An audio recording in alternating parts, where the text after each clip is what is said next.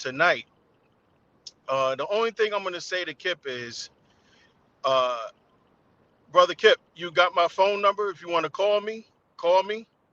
Uh, if not, listen. I have a transcript of our two conversations, and I don't understand how in 1 minute we're talking about, me coming down to Baltimore to meet you to talk, and then moments later, after I told you to call Nicole, you call me back cursing me out and telling me that Nicole uh, told you don't talk to me.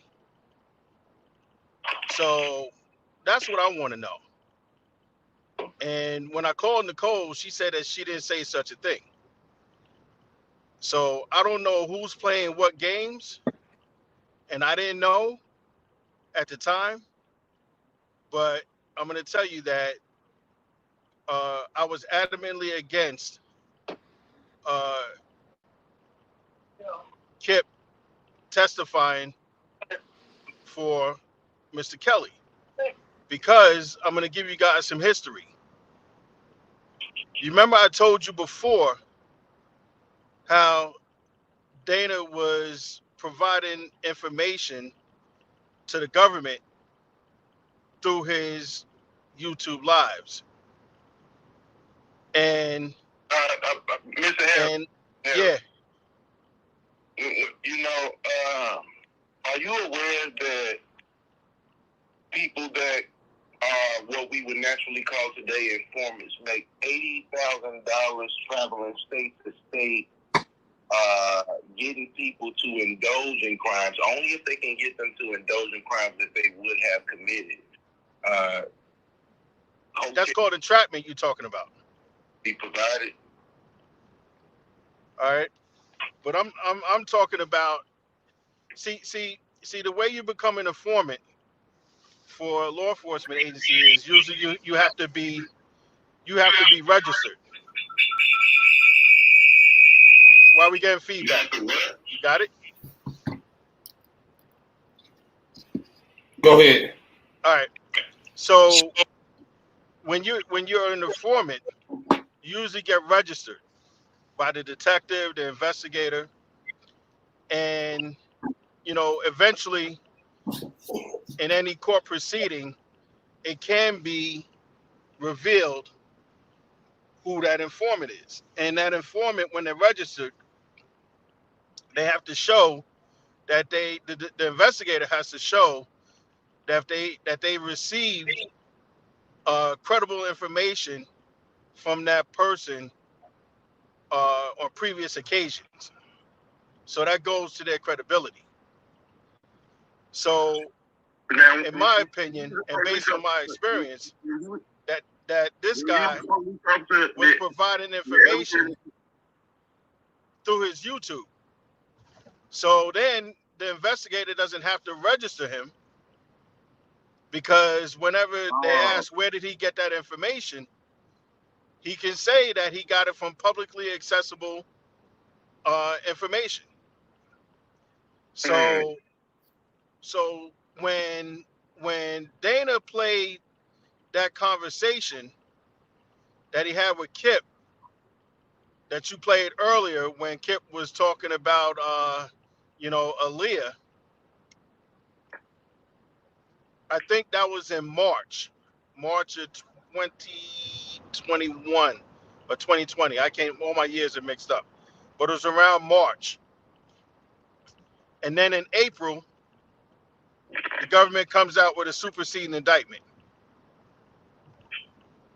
now, I got a question. including Aaliyah. I got a question for you, Mr. Harris. He said he got a question for you, Shawn. Yeah, go ahead. If you was around and you seen a grown man taking advantage of a minor, would you report it as an ex-police officer? Well, as an ex-police officer, as a police officer, you're considered a mandatory reporter. All right, look that up. Mandatory reporters.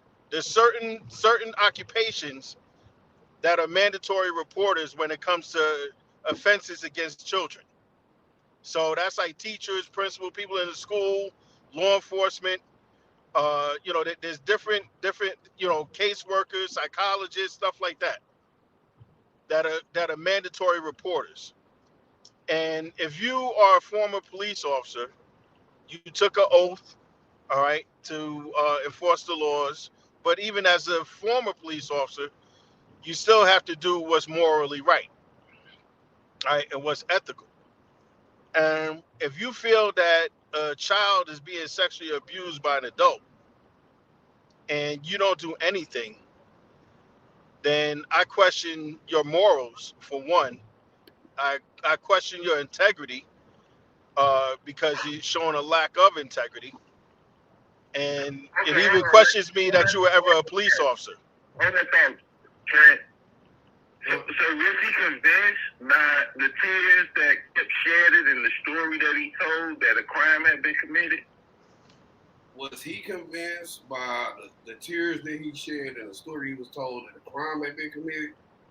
Now, are you talking about Kip to Shawn? Or are you talking about... Yeah. I'm talking about Kip to Shawn. When he saw Kip crying and saying that, this happened and that happened, did he feel that a crime had been committed? Okay, Shawn. Do I feel that a crime has been committed with Kip crying and stuff? Uh-huh. Yeah. No, because first of all, my whole thing is, even if he didn't report it, say he didn't report it, we know that, all right? So if you felt that it was wrong and you know that it's wrong, all right, then even if you don't agree with telling anybody, why don't you separate yourself from that environment? Right. You understand? So if you're going to continue working there, then that's like you condone it. Right. Well, he said everybody knew, and this. But everybody wasn't a police officer, as he claims. Right. So you're held to a higher standard. Now, the next question I got to ask you is, what is the percentage of somebody testifying at a grand jury and then turning around and testifying in the actual case? What is the percentage on a scale of 1 to 100? What's the potential of testifying in the case? No, percentage of people that actually testify to a grand jury turning around and testifying in the actual trial. What is the percentage of that? It's pretty high. It's pretty high. Usually, if you're not used after you testified in a grand jury, usually it might be some questions regarding your credibility, and the prosecutor might not feel comfortable putting you on the stand, or it would be a legal tactic where they would just try to use your testimony and not put you up there and subject you to cross-examination. So then they'll just try to use just your grand jury testimony. Hold on. Hey, if a person testifies to a grand jury and they testify in your trial, are they still bound by the same testimony that they gave the grand jury? And if so, will that testimony be available to you? Yeah. So the attorneys could, the defense attorneys could get the grand jury testimony and the statements in discovery. All right. And so now what happens is, if you start testifying to something different, and I'll give you an example. During Rob's trial, there were several times where witnesses gave inconsistent testimony. Testimony that was inconsistent with the statements that they gave to the government. And that's what the defense attorneys was harping on. And in the summation, that's what they brought up. They said that there was inconsistencies in the statements provided to the government and the witnesses' testimony. and they want to know. So somebody's lying. Who is it? Is it the government that's lying, or is it the witnesses that are lying? Because you had several witnesses testifying that they didn't say what was put down in the statements. Anybody that was there at the trial knows that that's a true statement. Now, the reason I asked about if you testify in front of a grand jury, will that testimony be made available if you take the stand? Because I thought if you testified to the grand jury, a lot of times in cases, it's very hard to get the transcript from the grand jury testimony. No, it's available to the defense attorneys in discovery. Now, when it comes to discovery, do the defense attorneys got to show you every bit of discovery, or is some of it they never gonna show you? No, they're supposed to give you everything in discovery. Okay. It's called Brady material. Brady material. Like even as a, let me tell you something. Even as a cop, all right. Everything you write down, every note, even if you made mistakes in your memo book, anything you scratched out, you can't throw nothing away. All right, because it's part of Brady material for that case. Okay, yeah. That's why they tell cops to watch what you do, like on your personal cell phone. We used to tell them, don't be using your personal cell phone to do stuff. Let me ask you a moral question here. Yeah. If you were around Mr. Kelly and you felt that him and Aaliyah was having an inappropriate relationship, would you, as a police officer, report that as a crime? Well, so I'm going to tell you this, and I used to tell this to all people, like especially in our culture. There's a difference, unless you physically see it and you can testify to it. All right.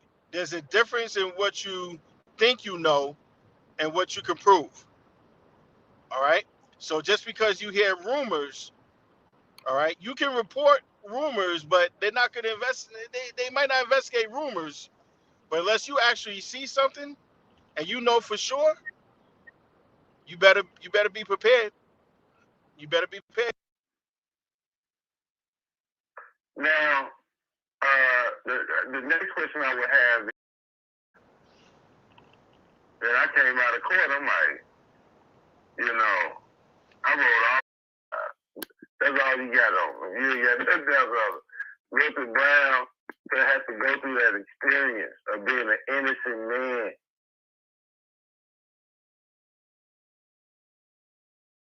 Right, so can I call you back? No. I said I was just finishing up a Zoom call. It's okay. I can talk. All right. So the reason why I was calling you is because I was giving you information to reach out to you to see, which was just an outstanding blessing from God. It really was for him. And shout out to his boys. He can't take me, but he'll take the average person with him and still go get it. Whatever you saying no to, his ass can take that shit, take you and go. Your ass will be laying on the ground. That motherfucker will run you down.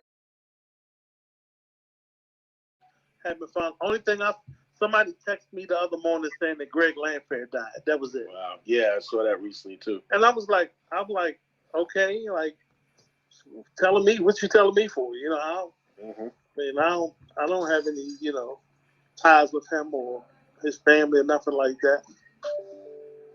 Right. Let me let her know I'm calling her. Yeah. I don't know if she's still in there. Oh, no. She went back home. I'm sorry. Yes, let me call her on the phone. Hold on. I forgot she went back home yesterday. Hold on. You have reached Nicole Blank Becker from the offices of Blank Law, PC. Please leave me a brief message as well as your phone number, and I will return this call.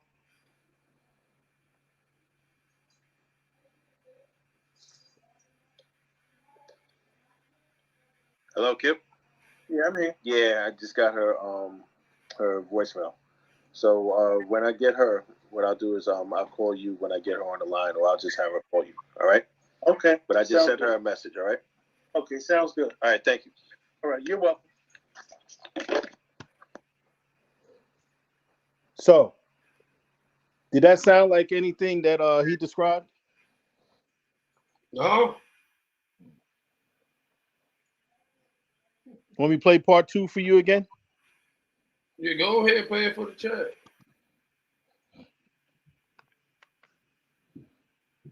Yeah, hey man, do me a favor. Please don't call my number again. This sounds like you're a fucking fraud, bro. Who you think you're dealing with? You know I'm a retired police officer, right? Yeah. So am I. Okay, I understand, but why are you running around here fucking calling me? You don't think I can pick up the phone? I got friends on the New York Police Department all over the State's Attorney's Office as well. All right. So what's the problem? So what are you fucking calling me about, bro? Nicole, be real. Be real. I'm being real, and I understand You're how not you working feel. with defense. I just got off the phone with Nicole. And what did she say? She said, "Don't talk to you." No, she didn't. She didn't say that. She couldn't have said that. Hold on. No, you. No, Hold on. Kip. Hold on. I'm gonna call her on my cell phone. Fucking lose my number. That's all I'm saying. So don't call me no more. Well, you didn't talk to. See? So what's going on here? Do you think it's possible that Nicole could have sent you? Say that again? Do you think it's possible that Nicole could have sent you? That Nicole could have did what? Spent you. Oh, you mean like set me up? Yeah. Spent you around, meaning, yeah, I'm going to talk to him, but then tell him, no, I ain't going to talk to him. Yeah. Yeah. Yeah, I believe that. She was ineffective counsel. She was ineffective counsel. So another thing is, why would she be adamant about having him testify on Rob's behalf after knowing what he said on Dana's Live about Aaliyah? Why would you want to put somebody that made the statements that he made about Aaliyah and put him on the stand? Yeah. You know? So what I just played for you, I played it for you. I normally don't do that, but hey, since he want to say what he want to say and put out mistruths and misinformation, that's his words. They're not mine. Do you think do you think he was being honest, or do you think Nicole was being? Do you think that Nicole never talked to him, or do you think that he was being honest though? I don't know. I just felt that it was strange that you heard his tone during the first conversation. You understand? And then you heard how it changed drastically during the next conversation. Vectorizing the information that's being given. Look better into that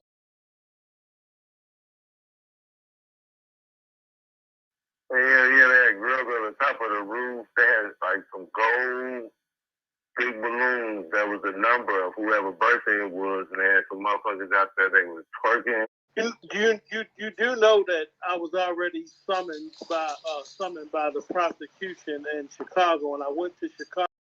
He didn't sugarcoat shit.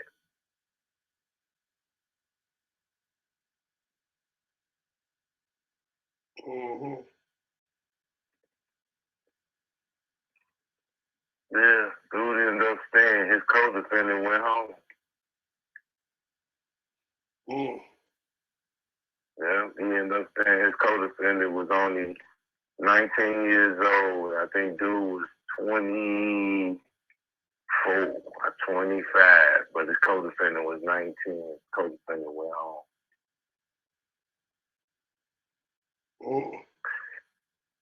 I tell you this too, man.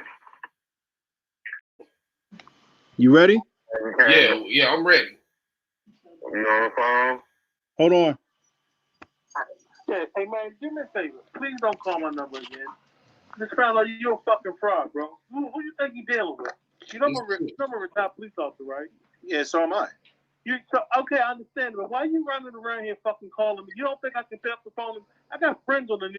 Was throwing money, and the money was going to the window, flying to the window, no lie. And I didn't even realize, like, people be up there taking modeling pictures. People, when they leave, the first thing they do is go to the roof so their boyfriend can see them. There's a whole lot of action going down on that parking garage across the street. Remember them sisters used to go stand over there by the AL track thing? Mm-hmm. Right behind them, that building at the top of it. Mountains going down on top of that thing. Ooh. Yeah, it's going down up there, man. I definitely just wanted to let you know, man, what, 2.5 years now with this dog? Man, this dog really is something that I'm appreciative of. And one of the best dogs I ever had in my life, man. One of the best dogs I ever had in my life, man. For real. One of the best dogs that held me down. Ride or die. You know, love your kids. All that. But he will. If he sees something and you walking him, he'll take your ass. He can't take me, but he'll take the average person with him and still go get it. Mm. Whatever you saying no to, his ass can take that shit, take you and go. Your ass will be laying on the ground. That motherfucker will run you down the street a quarter of the block. Mm. Yo. Hello. All right, we got Shawn back. You ready? Yeah, I'm ready. You on the phone? Hold on. Yeah, hey man, do me a favor. Please don't call my number again. This sounds like you're a fucking fraud, bro. Who you think you dealing with? You know I'm a retired police officer, right? Yeah, so am I. Okay, I understand, but why are you running around here fucking calling me? You don't think I can pick up the phone? I got friends on the New York Police Department, all over the State's Attorney's Office as well. All right, so what's the problem? So what are you fucking calling me about, bro? Nicole? Be real. I'm being real, and I understand. You're not working for the defense. I just got off the phone with Nicole. And what did she say? She said, don't talk to you. No, she didn't. She didn't say that. She couldn't have said that. Hold on. No. Hold on. Kip, hold on. I'm going to call her on my cell phone. Fucking lose my number. That's all I'm saying. So don't call me no more. Well, you didn't talk to. Now, that was part 2. You heard that? Did y'all hear that? Did you hear it? He told me who you not. You're not his cousin, so you're a non-factor, bro. Oh, I'm sorry. You're a non-factor, cuz.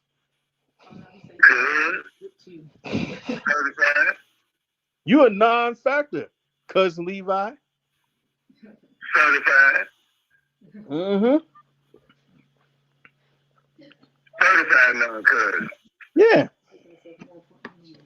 Certified non-cuz. Certified. Yeah. So now they going after Trent, right? What they say, Trent? Trent put me in the rabbit hole when he exposed them pictures and then get me to get in my inner self, and I had to dig to my lower self to say that in that lingerie on a drunk night, I cracked that little thing. And then next thing you know, I'm pulled into a whole situation between some pictures that I've seen. So I can't say allegations, pictures that I've seen of titties and ass with me. I never see you wrong. This much. One, as a private investigator, private investigators, period, are not attorneys. All right. We provide support for attorneys, and we work according to the needs of the attorneys regarding the case. So private investigators just don't go out and do whatever they want to do. All right, they do what's at the behest of the attorneys that can help the client. All right, and what's in the best interest of the client. All right, so let's get that straight. The difference with this, and you talk about malpractice and all of that. Well, that's something that that Mr. Kelly would have to handle with his current attorneys if they feel that any malpractice is done. I can't say that. All right. All I know is that I did what I was asked. I went above and beyond at times. I'm still going above and beyond of things that's asked, and I my personal feelings is that I think that Mr. Kelly is going to come out uh, hopefully through this what do you call it, the appeals process, that he's going to come out on top. Because as I sat there and I looked at the testimony, I watched the testimony on a daily basis during that New York trial, and I'm still waiting to see what the crime was. And my thing is I want to know, like, where is the crimes at? I just read the story today, a press release from the Southern District of New York, Department of Justice, U.S. Attorney's Office. They had a RICO case. They made arrests in a RICO case. 14 people were arrested in that RICO case. I read another one like a couple weeks ago. 10 people were arrested and charged with RICO. All right. I've never in my career, in my law enforcement career, I've never seen one person charged with a RICO. Especially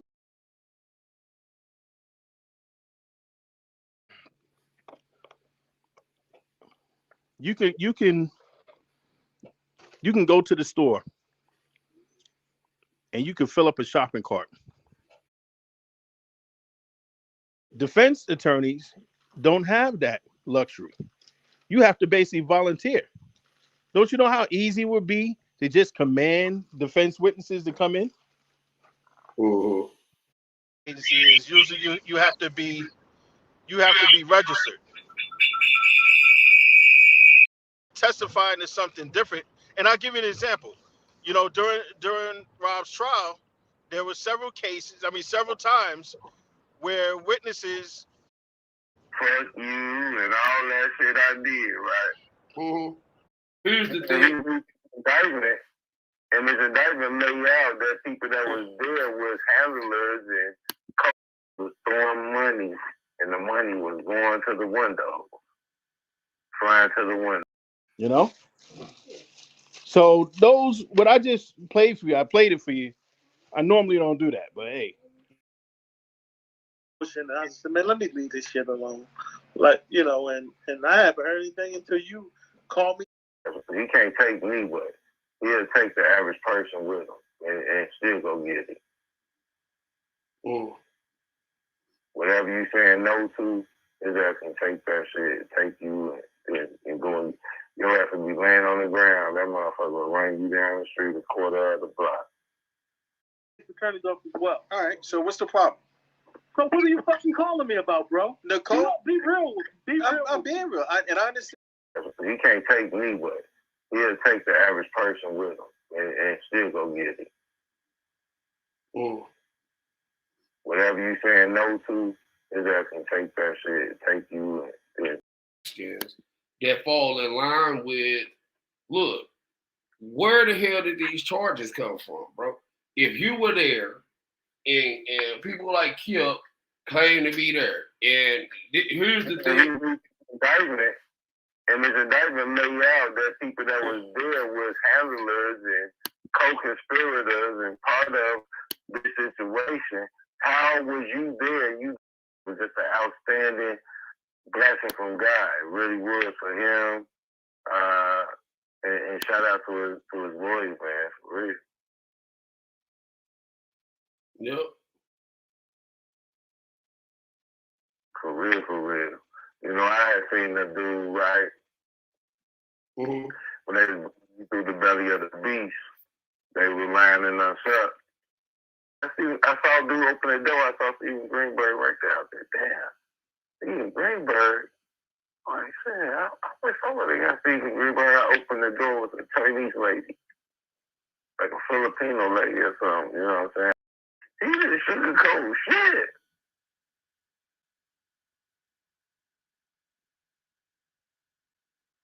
Mm-hmm. Yeah, dude ended up staying. His co-defendant went home. Mm. Yeah, he ended up staying. His co-defendant was only 19 years old. I think dude was 24 or 25, but his co-defendant was 19. Co-defendant went home. Mm. I tell you this too, man. Sitting in that building on the 17th floor and looking out the window down there where we was sitting there and marching at and all that shit. It's a real trip out experience, dog.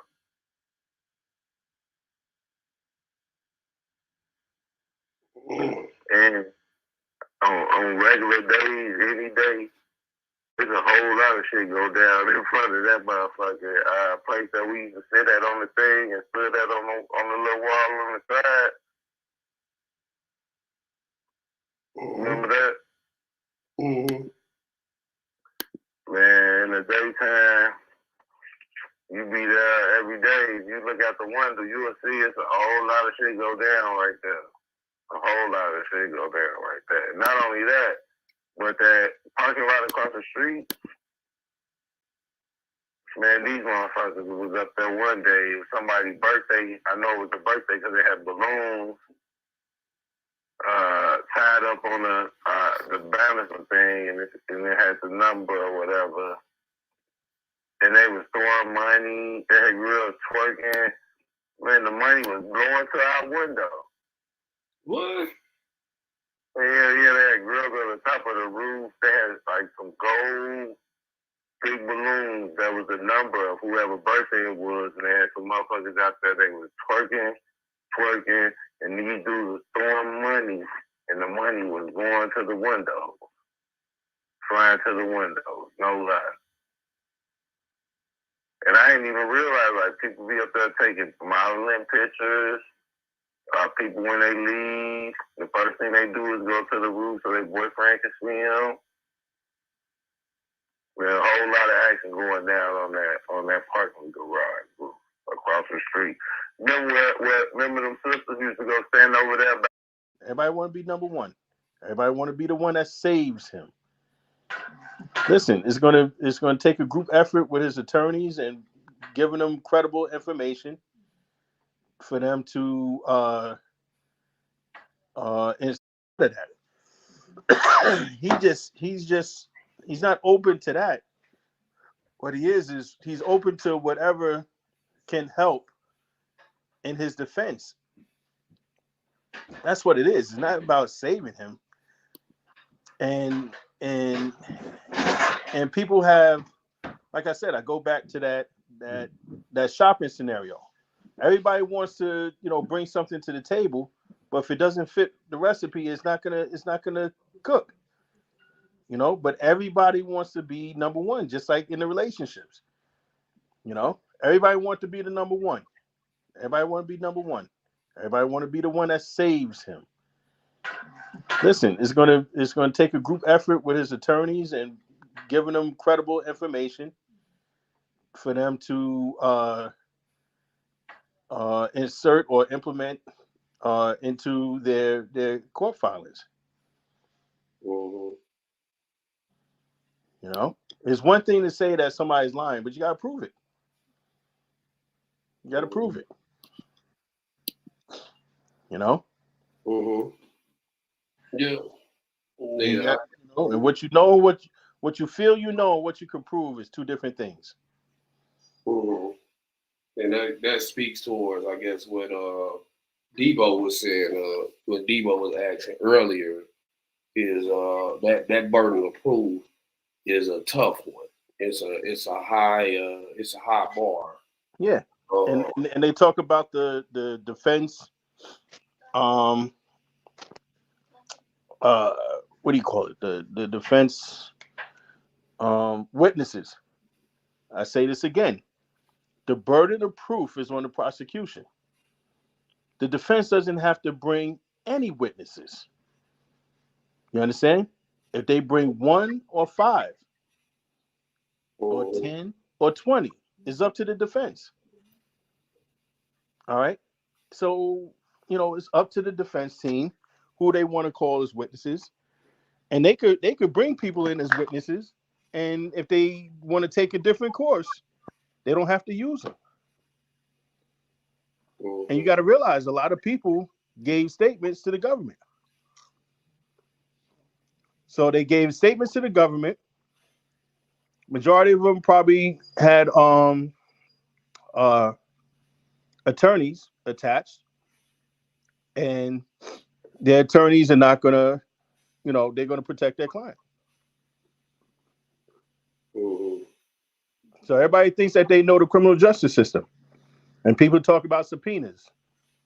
So the government, when they send a subpoena, it says on there, you are commanded to appear. All right. And if you don't appear after you're given a subpoena, they use law enforcement to go get you. They use the marshal to go get you and bring you back. Defense attorneys don't have that luxury. You have to basically volunteer. Don't you know how easy it would be to just command defense witnesses to come in? To tell the grand jury, I've been advised by my attorney not to talk, because if you tell somebody, hey, I've been advised by my attorney not to give a statement, to serve them, because you can't keep up with all the sucking that he's doing. So, oh yeah, that's right. That's right. Yeah. So he's the classic case of he's giving lip service. Oh my God! All of a sudden came from, just like Dana always talking about what he gonna do to me. I tell him, yo, keep that same energy. I offered to bring him to New York, put him up in a hotel. My wife said I was being too nice. I said it ain't no problem, baby. I got thousands, hundreds of thousands of points. I'll pay for his hotel room with points. I can pay for his flight with points. He ain't got to use his black card.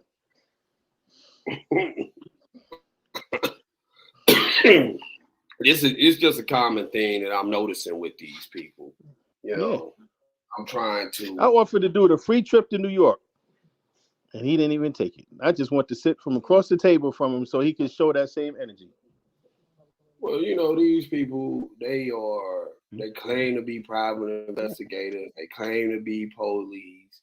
We have one person who claims to be a business owner, and that's a question I want to ask you as a business owner, because I'm assuming that you own a business for your services. When a business has been administratively dissolved, what does that mean? Well, it depends on the formation of the business. So administratively, it could have been that they didn't submit proper filings based on the state regulations regarding the business entity. So they didn't file them on time, or it could have been a certain amount of years where they didn't submit documentation. They didn't. In confliction